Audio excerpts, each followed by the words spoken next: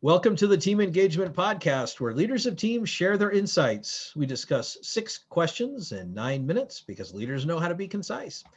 Let's go ahead and get started with our guest today. Our first question, in a few sentences, tell us who you are and what you do. Sure.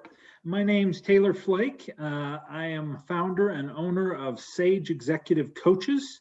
We do executive coaching. We also do something called new leader assimilation, where we help new leaders get off to a fast start in a role.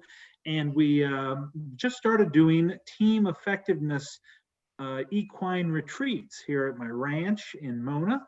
I've actually worked on team effectiveness for about 20 years. I worked for PepsiCo as a vice president of HR, but have recently started to incorporate the elements of my ranch in that. So it's good to be with you, Sean. Well, thank you, Taylor. Boy, that's a great angle and perspective that you're taking, is to get them out into a ranch and start to learn some of those kinds of leadership principles. I really like that a lot. Question number 2, what's the best thing about working with a team? I think, Sean, that it's the dynamic nature and kind of the creative energy that you get with some teams. Not all teams, but if you get a team where people are really challenging each other, especially with creative solutions, the sum is greater than the parts. And I had a chance early in my career to be part of a project team. They brought us into headquarters and challenged us to come up with a new way to compensate all the frontline sales employees across the Pepsi beverages. And, we fed off each other and came up with a creative solution. And believe it or not, almost 20 years later, they're still using that way to pay people. And so I always look back on that and other teams I've been, it's incredibly rewarding. Wow, that's a great example. Thank you for sharing that, because that really helps illustrate the point of that creative energy that teams can have if they really put in the effort to become that creative thinker team. So great example. Thank you. Question number 3, I hear from other leaders of teams that it can be a challenge to get team members engaged. Tell us your thoughts. That's a good question. I tell you, I think one of the things that leaders sometimes do, or organizations, is they over-engineer things at the first of a team coming together. They want the team to get off to a fast start, be very clear, and so they're very prescriptive on, okay, here's what we're going to do. And unfortunately, like giving a task to my kids where I'm saying, this is what you're going to do, I get eye rolls and shrugs. And I think if people will slow down, because I'm a big believer in ownership. And if the team can help kind of craft their own operating principles, how they're going to hold each other accountable, what they really want to accomplish, it's a little more messy, takes longer up front, but the payoff in terms of engagement and commitment to really accomplishing goals that they've set for themselves really pays off, I think. Great advice. Great advice. Thank you. In fact, that brings us to the next question. What other piece of advice do you have for leaders of teams? Teams I work with, and if you see a kind of a dysfunctional team, the number one issue that team members have, I think, is that they don't feel like they're heard. They don't feel like their voice. A lot of times you'll have more experienced members of the team or more domineering, and some voices just aren't heard. Sometimes it's a cultural thing or new hires. And so you don't leverage the full power of the team. And so I was introduced to a very simple concept, but it's very powerful. It's this concept called rounds. And the idea is that a team leader takes the time to get everybody's input going around the room. So for example, you kick off a call with the team and you say, okay, go around, what's new in your world? And everybody gets a chance to speak. When there's a new topic or a presentation, okay, let's get everyone's reaction. Everyone has a chance to be heard and ask questions. And then at the end, what are your insights? What did you get out of today's meeting?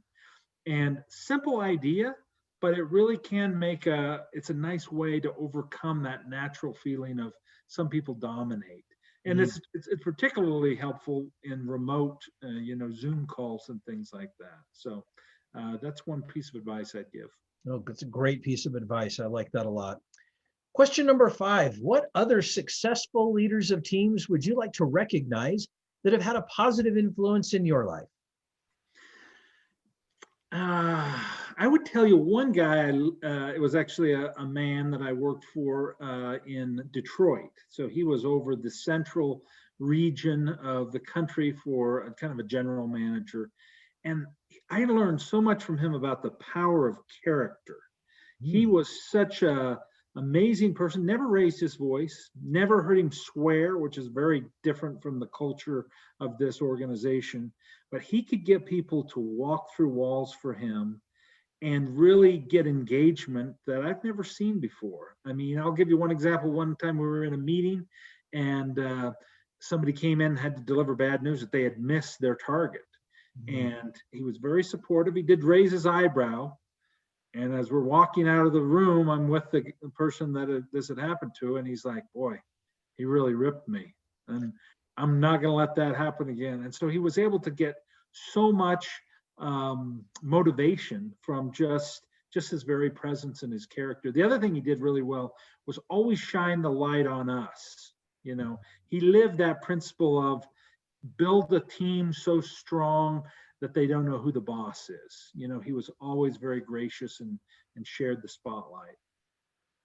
Great examples of really effective leadership. So thank you for recognizing him and for sharing that story. Last question. Tell us about your first job. Okay, my first job was I was graduated from graduate school and we were in the middle of a recession. And so only 2 companies came to campus. And at the time I was married and we had a little baby. So beggars couldn't be choosers. And so I, believe it or not, Sean, I started with a poultry processing plant in West Virginia in a little town of about 2,000 people. And I worked the night shift. Did this for about a year. And my main job was to keep the union out. So I basically needed to resolve people's issues and learn, and so 400 frontline poultry workers. And it was a great experience. I got to know them. I made little flashcards with people's names and something about them, and just had a great experience. Learned to listen and empathize and what makes people tick. I will tell you one little funny story in conclusion. So we had our second child, and we named him Hiram. So it's a Bible name. And so the workers were very sweet to me and my wife.